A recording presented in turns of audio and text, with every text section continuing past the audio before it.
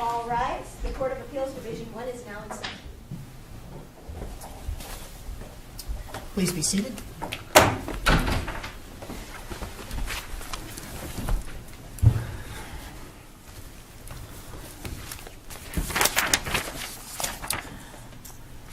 We're on the record now in case number CV150239, S&S Paving and Construction, Inc. versus Berkeley Regional Insurance Company.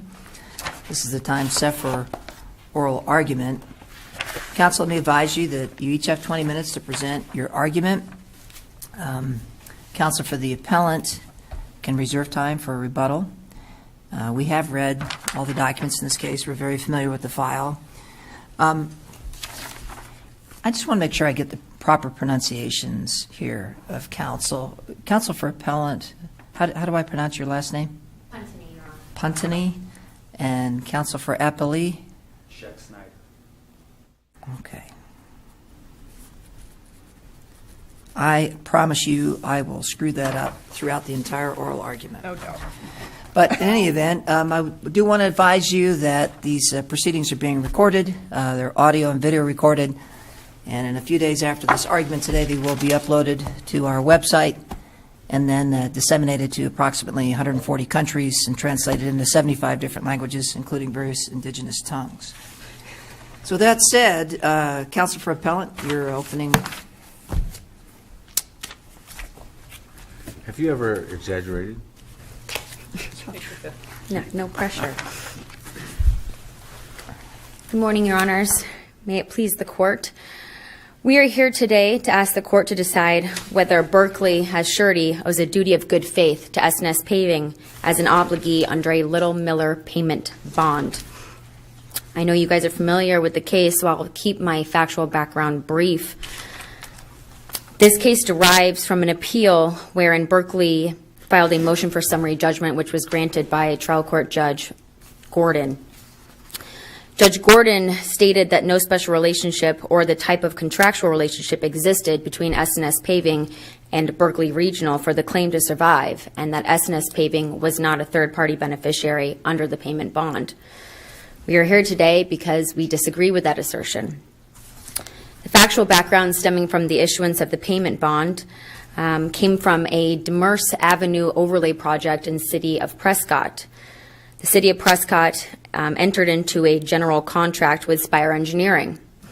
Spire Engineering then obtained a payment bond from Berkeley Regional for that project. That payment bond was issued under the Little Miller Act, or also known as Arizona Revised Statute 34222. Spire Engineering then hired S&S Paving, my client, for road work and overlay. Let me kind of cut to the chase because Sure. I do think we understand all of the facts and the procedure. We'll affirm the Superior Court if it was correct for any reason. And one of the arguments that the appellees make, which I'm most interested in, is the notion that when a statutory scheme, and this is a quote from an Arizona Supreme Court case, creates a right and also provides a complete and valid remedy for the right created, the remedy thereby given is exclusive. So I want to talk with you a little bit about why the rights created under the Little Miller Act are not the exclusive remedy. And Dodge involved a case where there was no statutory scheme, and so we aren't faced here with the same legal landscape. So why shouldn't the Little Miller Act, with its ability to recover the sums due, interest, and attorney's fees, be the exclusive remedy?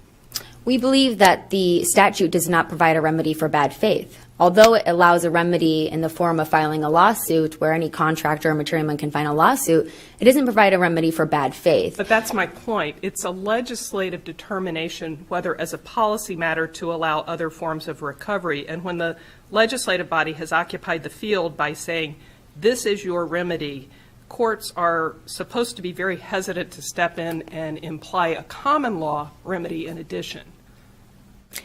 And we addressed that in our brief. I believe it was the Hayes case that talked about the exclusive remedy with the Workers' Compensation Act.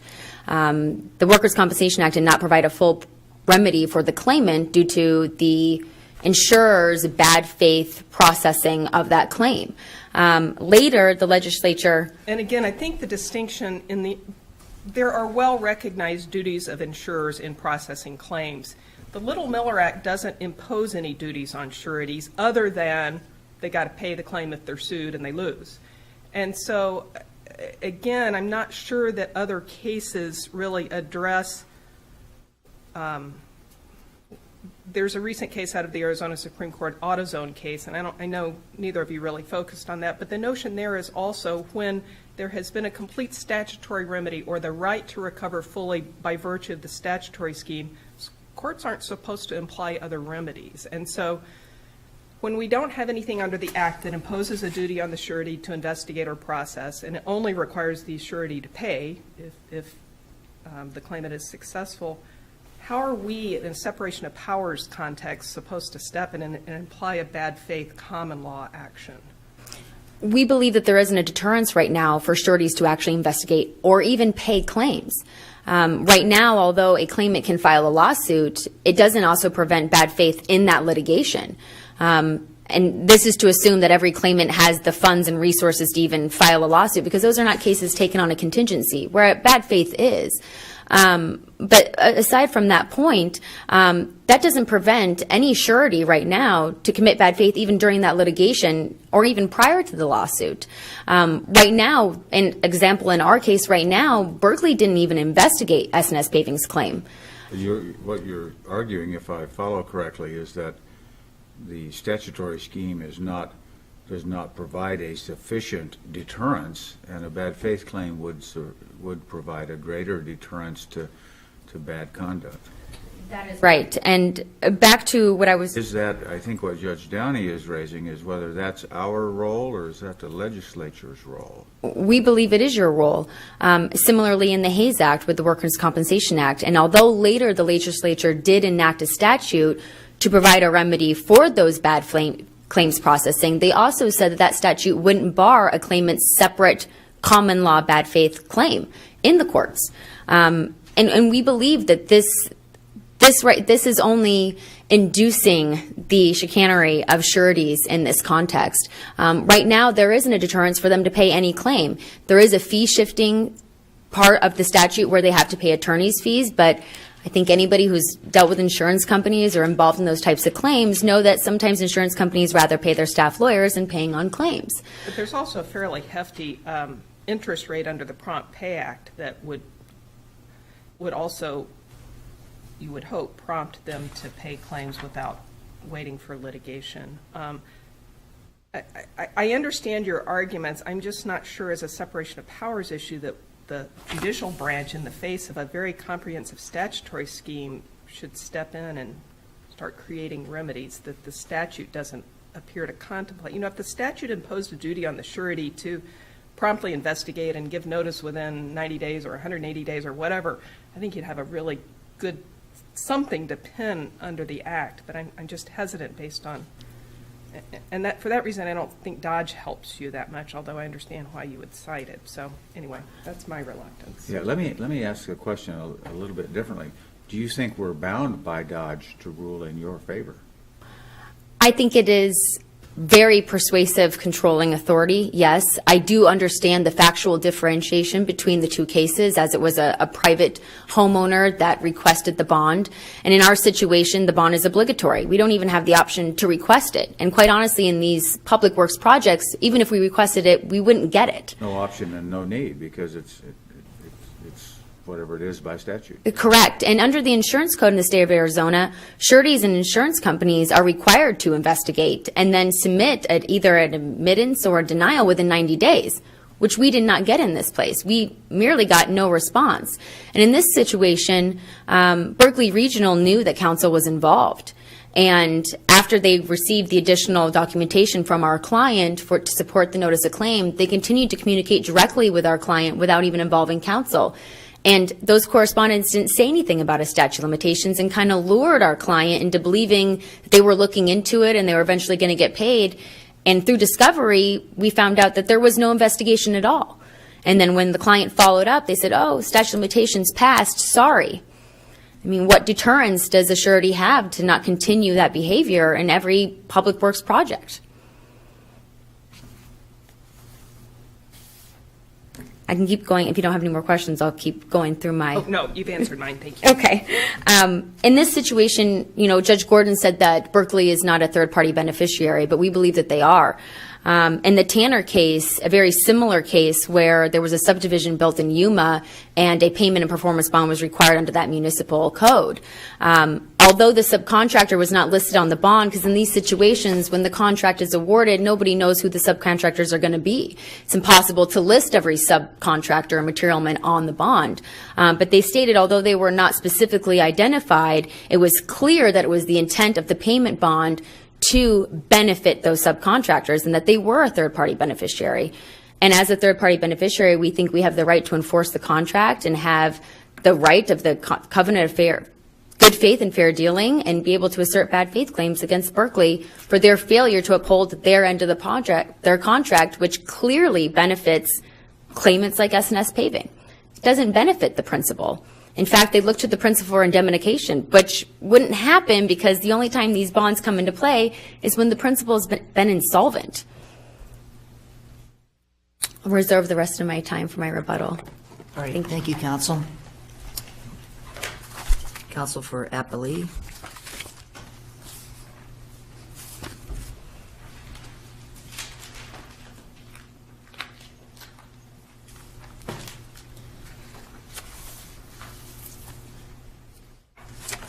Good morning. Excuse me. It's very obvious to me that the court is very familiar with the briefs and what the issues are going to be. So I'm not going to go through my, prepared presentation as such. Instead, I'm going to try to bounce a little bit and focus on a few of the things I've heard the court mentioned. I think it's very important to note what Judge Gordon ruled and what he didn't rule. He did not rule that there's no cause of action for bad faith by a claimant on a statutory Little Miller Act payment bond. In fact, he assumed that there could be or that there might be because he went directly to what must be shown or proven in order to sustain such a cause of action. And what he found was not that there was no special relationship. What he found is that in response to the defendant's motion for summary judgment, that plaintiff produced no evidence to support or suggest such a relationship. Well, and I know you suggest that we could kind of easily affirm on that basis, and I'm not persuaded because your motion didn't really frame the absence of genuine issues of material fact, and so I'm not sure you can fault S&S Paving for not putting forth all of its evidence to support bad faith. I'm not very persuaded by that potential route, just speaking for myself. That's fine. The concern I have is that if a defendant comes in and the response brief to the motion for summary judgment was filed a year into the case, and we say there is no cause of action for bad faith and there's no evidence here that our client has done anything that could be called bad faith. Did you say that second part? I don't remember that second part in your motion, which I'm pulling out right now. Okay. That was my recollection. We mainly focused, of course, on the statute of limitations and the fact that it was simply enforceable. It would be a defense to say that we engaged in bad faith conduct. In the reply is where I was thinking, we said, look, they have to have some evidence. You got to come up with something. You don't get to just say, well, there's a cause of action in the abstract. I mean, okay, do you have one? And of course, what I've heard here today, which is really important, is the court's been told twice that there was no investigation by my client. And I can absolutely 100% assure you that is not in the record on the summary judgment. That there was no information submitted by the plaintiff to say, look, the surety did no investigation. And I could talk to you about what's in the record and what was in our disclosures, not in the record, what was in our disclosures in the case, but that's not part of the record that would talk to you about what investigation was done. But it's not appropriate to tell this court that my client did no investigation when there's no record below that would show that. And I do want to focus on that issue and not on the issue that we spent time on, the notion that there is no bad faith claim under the Little Miller Act. Are you reluctant to make that argument? Because this other argument you're making is kind of a non-starter. No, and that's fine. I mean, frankly, I kind of anticipated that the court would would look at the way Judge Gordon attacked it and said, look, you just, and frankly, there's virtually no facts offered in the record by the plaintiff, and would choose that. No, frankly, I would prefer an opinion from this court on the issue of whether the cause of action for bad faith exists. I just don't believe a claimant who offers no evidence to suggest that they could establish such a cause of action when in the face of a summary judgment is the right case to make that decision. However, I think it's a good thing, I think it's a helpful thing, and I think it's an important distinction in the law. And I very much would like to see the court's, opinion to address that, because I think, some of the things that I've heard are in fact very important. I mean, the exclusivity of the remedies, for example, was a big deal. In the Miller Act context, it's very different. Little Miller Act, really, at the state level. The surety gets absolutely no say what's in the bond or how its liability is determined. If it writes a bond and it adds something or subtracts something, maybe they add a notice requirement because they think, well, if we get more notice, it'll help manage the claims. The courts in Arizona have said it's not there. It's just read out. It's only what we say. So this is a very strictly regulated kind of bond. Statute says. But the courts have said it's read in, read out. So if you add something, and I think that's pretty consistent for most of the country. I think the statute is quite clear on its face, and I think that's important. One, it does provide a punitive interest rate at 12%. Second of all, it provides for full recovery of attorney's fees. And often in claims like this, particularly in this size, if the claimant files suit and you don't resolve that suit quickly, as the court is well aware, because you see fee applications every day, the amount of the attorney's fees and the interest could exceed the original principal liability that is really all the surety would have to pay if it can act more promptly. Don't we have a long history in Arizona, particularly in the Supreme Court upstairs, of adding bad faith claims and implying causes of actions and adding bad faith claims as a matter of policy? Sometimes it seems like, even if it's not in the legislation. Why shouldn't that happen here? It does seem to be a thing that happens a lot. But I do think that those cases have a clear thread about special relationship and the fact that there's something different in the nature of the relationship than just pure commercial undertakings. I don't think you would see those kinds of bad faith cases in major real estate cases involving a commercial landlord and a commercial tenant, or in a mechanics lien foreclosure between a commercial entity and an owner. But in the, for example, in a workers' comp situation, right, as I recall, those policies are procured by the employer. Right. The employees have nothing to do with procurement of the policy, but they are third-party beneficiaries, or they are ultimately insureds in any event if they're injured in the course and scope and arising out of their employment. Sure. And how isn't that somewhat analogous to this situation?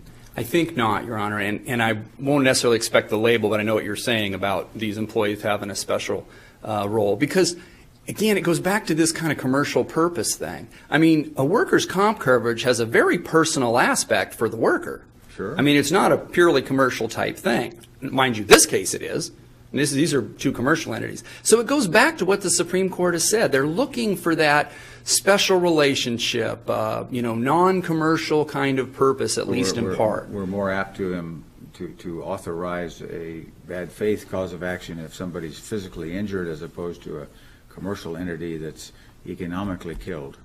I think that that's absolutely one of the reasons that we see it more often there. But I think in workers' comp it's a particularly good example, because what we also know from the decision, the Franks decision, is that while the court said you can have this cause of action, there were a couple things real important there. One, they weren't asking for the medical payments.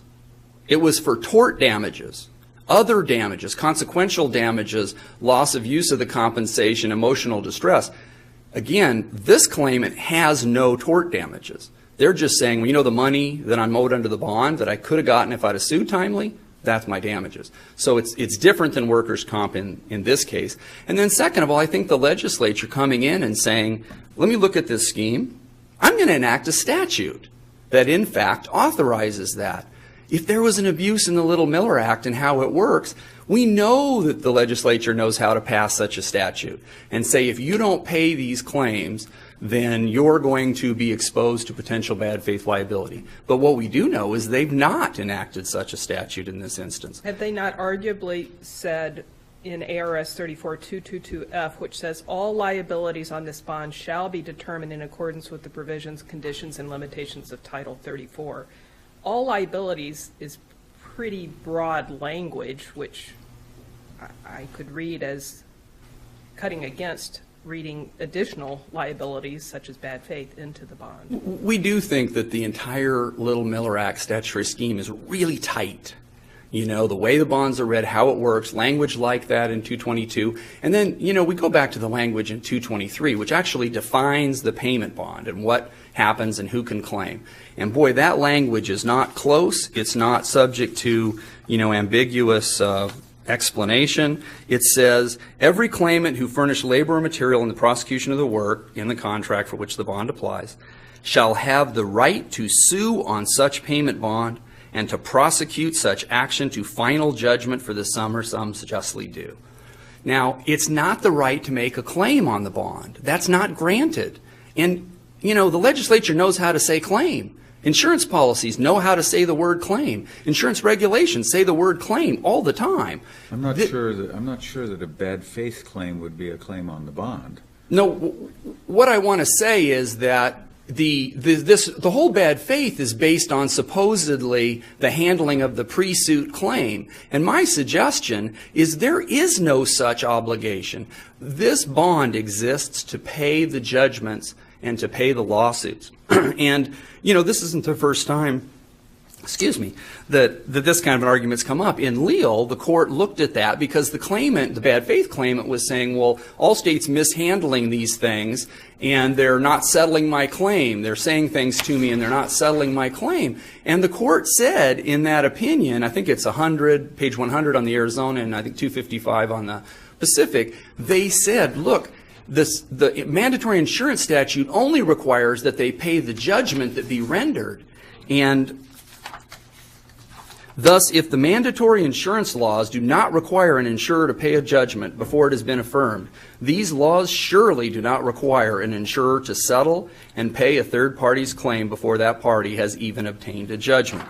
So what I'm suggesting is the actual scheme here in the Little Miller Act doesn't provide for claims. It's not intending to. Does that mean a surety can't pay them to save money? Does that mean that's not what happens often in the real world? No. But when somebody comes in and says, you should heap this tort duty on top of the clear statutory scheme, let's read the statute. Does it really say we even have to entertain a claim? And that's not unique in bonds because I'll give you an example. In Arizona, there are certain bonds where claims are specifically contemplated. A contractor's license bond, so that's like 321154, says that the surety can exhaust the bond by paying in order of written claims received. So it's contemplated that claims will be received and could be paid by the surety, and there would be a legal effect to that in the exhaustion context.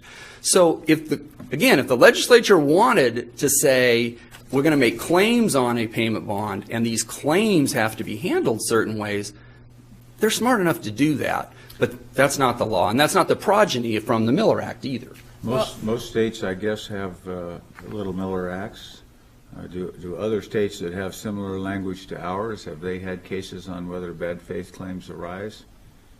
There are very few cases where a court has considered it, and some of the cases that we've cited in the brief are ones where courts have said there is no cause of action for bad faith because the nature of suretyship versus insurance doesn't support it. It doesn't promote any public purposes. But are those cases inconsistent with our Supreme Court Dodge case that we have to honor here? In some respects they are, yes. In some respects they are, because some jurisdictions look at it and say, no, this just makes no sense here, and our Supreme Court has said otherwise. Yeah, we can't exactly just say no, we have to account for Dodge somehow. No, but you do account for Dodge. It's real straightforward. I mean, Dodge is such a unique circumstance. This is a homeowner, and we all know how special home ownership is treated under various appellate opinions and doctrines. This is homeownership. The individual homeowners bought a bond. They paid for a bond that would guarantee them that this contractor they hire, and anybody that's built a house knows how scary that whole concept is, would in fact complete the house. And in that context, I don't think it was a great leap for the Supreme Court to say, look, you're buying protection for your benefit from somebody that's got insurance in their name. You got some kinds of duties to these people.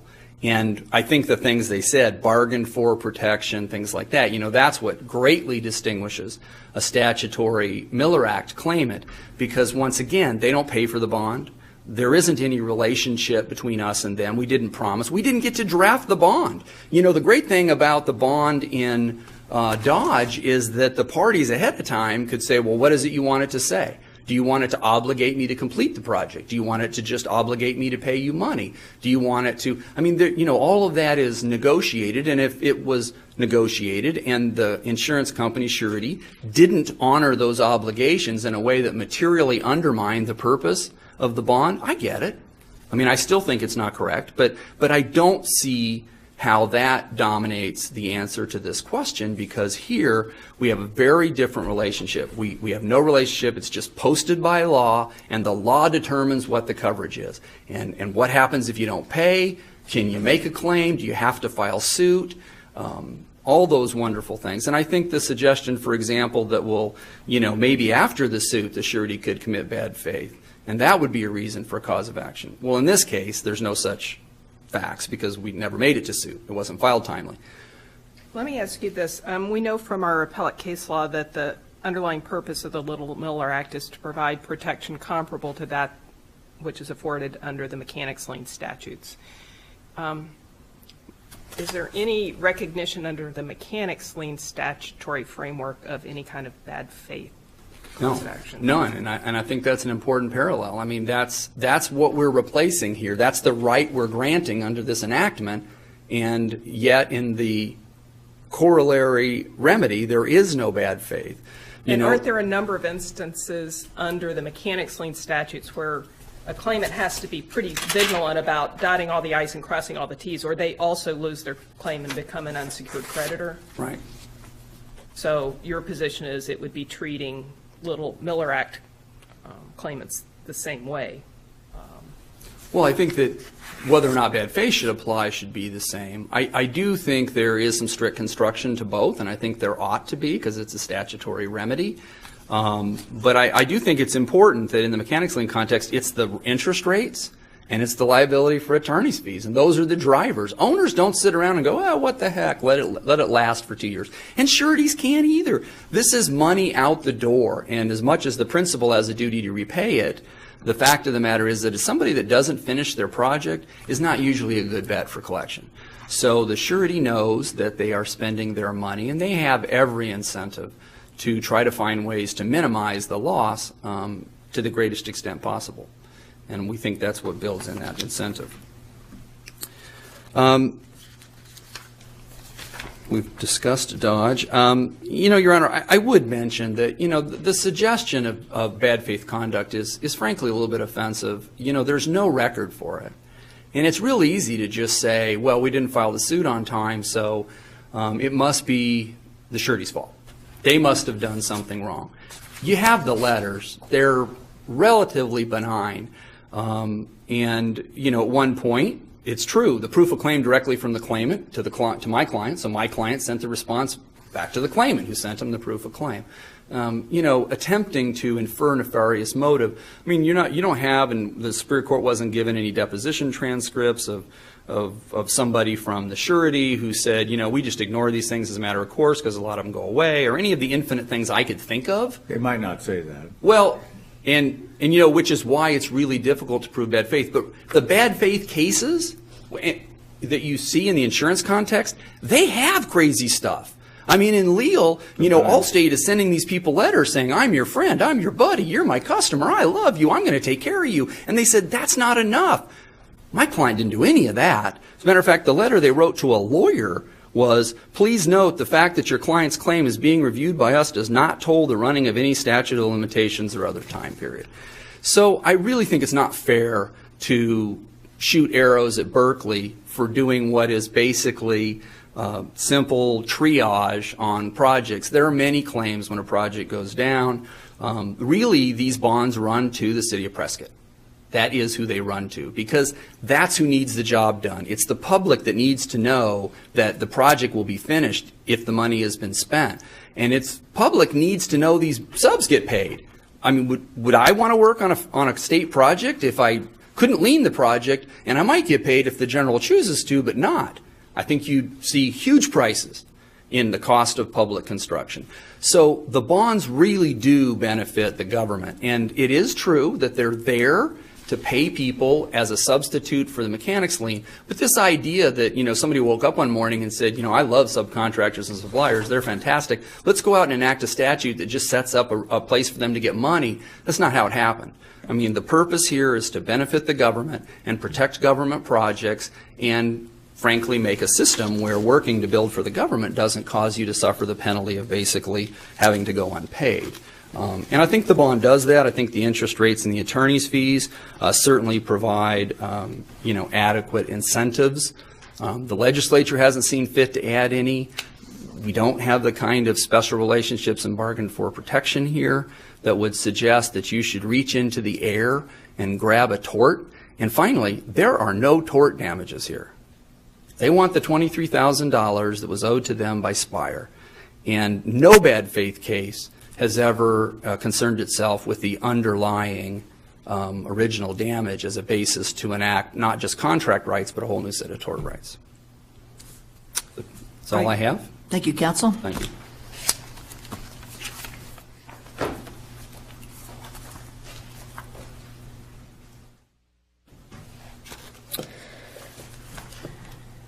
Counsel spent a lot of time talking about the factual allegations in this case that would give rise to bad faith. And although that is not really a question before this court, as a jury would decide whether or not the facts in this case arise to bad faith, I do want to point out an inaccuracy that opposing counsel just stated, and I'm quoting directly from Judge Gordon's opinion. He said, S&S Paving and Construction, Inc.'s bad faith claim fails as a matter of law, as there is no material fact that would give rise to an inference of the type of contractual relationship or special relationship for the claim to survive.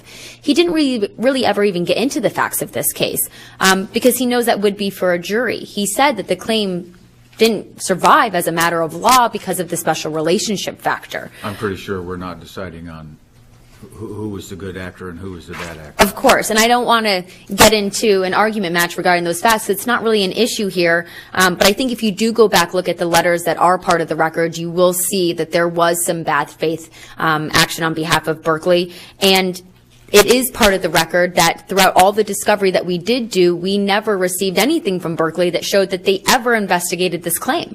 I received a stack this big from them on all the other claims that they paid under this payment bond, but nothing with respect to ours. Nothing finding out whether we completed the work or if there was a problem with the work that S&S Paving performed. I want to touch on a little bit about the commercial aspect and not the personal aspect. Although this was a commercial project in the sense that it involved two commercial entities, it is very personal for a company to not get paid, especially in the construction context when companies go out of business all the time and people go insolvent all the time. So when you do work on a public works project and you can't lien it, the only remedy you have is the bond. And when the surety that holds the bond doesn't pay, where are you left? You're just left holding the bag. Well, you're left with the ability to timely sue. And I mean, that's really why we're here, is there wasn't a timely lawsuit. There wasn't a timely lawsuit because Berkeley assured S&S Paving that they were looking into it and getting paid.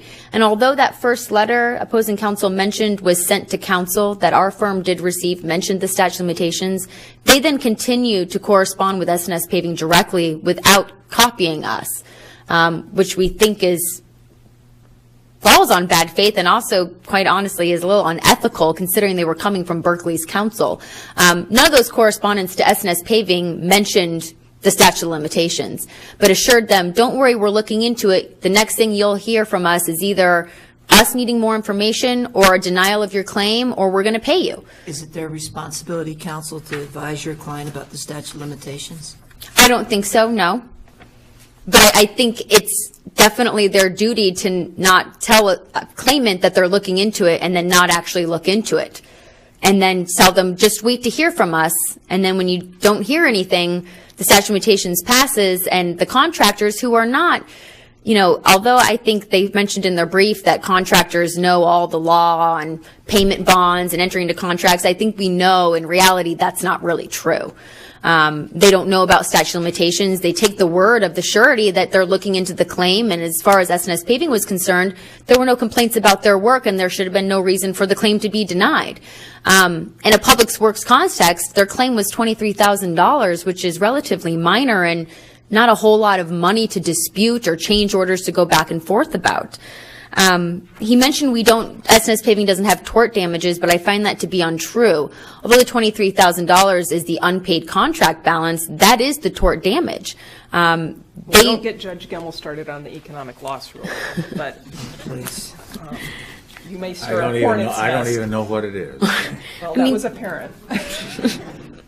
Although the $23,000 is a liquidated sum, there are other damages between not being able to pay maybe some employers, losing other projects because of this debt that they had to incur. And S&S Paving has incurred this debt now for several years and still has not received a single offer of payment from Berkeley Regional. I know he said that there is no duty to offer a adequate claims process prior to suit, but what about after the suit? And that's to assume that every materialman and laborer has access to file a lawsuit. We know how expensive attorneys are, and on a $23,000 claim and paying a lawyer at $300 an hour, most contractors are going to be like, well, what's the point? I'm going to end up paying you so much, I don't even have the funds to get there because I'm already out this $23,000. And there's no remedy to prevent insurers or sureties from treating claims this way. And then once you get into a lawsuit, lawsuits can take 2 years. They can drag it out as long as they want. It takes a long time to get court dates. And yeah, there's a fee shifting, but that means you have to assume that you can pay to get to that point. Is the Dodge case the best case for supporting a bad faith claim here, or are there other cases that you would refer us to? There are other cases, but they're going to be outside this jurisdiction. Most of the cases that were cited in my brief relate to the Federal Miller Act, and those cases say that although the Federal Miller Act does provide a remedy for claimants, it's not the exclusive remedy, and it does not bar state claims for bad faith. As you know, Arizona was the first case to say that sureties are subject to bad faith in the country. So this is another opportunity for Arizona to be a trailblazer in this arena. There are not a lot of cases on this point at all. In fact, there aren't really many cases on the Little Miller Act either. And that was going to be my next question that I asked earlier as well. Other states with similar statutes, there aren't very many cases that say yay or nay on a bad faith claim. There aren't, and that's why I think in looking at your briefs, you can see that opposing counsel and I have cited to a lot of cases outside this jurisdiction and most of them are federal cases because they're not. You had two ships passing in the night, though, and I'm not sure how pertinent, how precisely applicable any of those cases may be. I think the Federal Miller Act cases are applicable because the Little Miller Act is modeled after the Federal Miller Act. It's the same factual scenario where a payment bond is issued to the contractor on a federal works project. The bond does not state every materialman or laborer, but they have said that those claimants have state claims for bad faith for those sureties and payment bond sureties for their bad faith processing. And I think those are, although they're not controlling authority, I think they're extremely persuasive as they have the same set of facts. Which cases are you referring to? I know there's a New Mexico decision you cited, but there's also but New Jersey's gone both ways on the same issue. There's a case out of the Eastern District of California, which is the U.S. XREL MKIC sheet, or pronounce that. There's a case out of the Northern District of Illinois, which is the U.S. XREL Aldridge. And there is a KW Industries case out of the Ninth Circuit. And there is also an analogous case out of the Supreme Court of Alaska, which is Loyal Order of Moose, that said not only are claimants third-party beneficiaries, but they applied the first-party insurer claims analysis. And some of those cases do involve first-party analysis, which arguably is a little different. Well, and, yeah, but though they had the same set of facts. They're saying, although you are a third-party beneficiary, we apply the first-party claimant analysis. And I think that applies in this situation because there is no other claimant under our statutory payment bond. Who else would make a claim other than people like S&S Paving, who are the subcontractors and material men? And I want to touch a little bit on the difference of the lien statute. The lien statute, I don't believe, can be compared to the Little Miller Act. The lien statute puts the full onus on the material man or the laborer to assert a lien. And yes, they have to file the statutory requirements, do the 20-day preliminary notice, but that onus falls strictly on the claimant. In this situation, we have to rely on the surety to actually process and not commit bad faith. It's a very different situation when you have to rely on somebody else to actually pay you. In this situation, you just, go down to the county recorder's office, file your lien, and you're set. You don't have to rely on anybody disputing your claim or ignoring you or telling you they're going to do one thing and not do another. It's a very different process.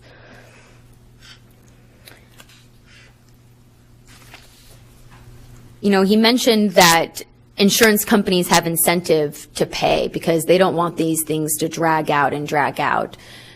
I think the history in these cases involving insurance companies of bad faith have actually proved otherwise. Insurance companies really don't have an incentive to pay out, especially when the person that they're looking for indemnification is insolvent.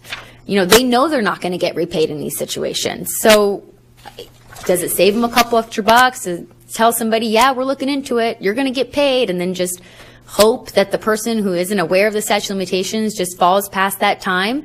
I think that's an incentive.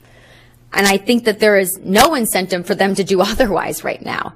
I think this court needs to create the duty, whereas the surety has a duty of good faith to every claimant under this Little Miller Act.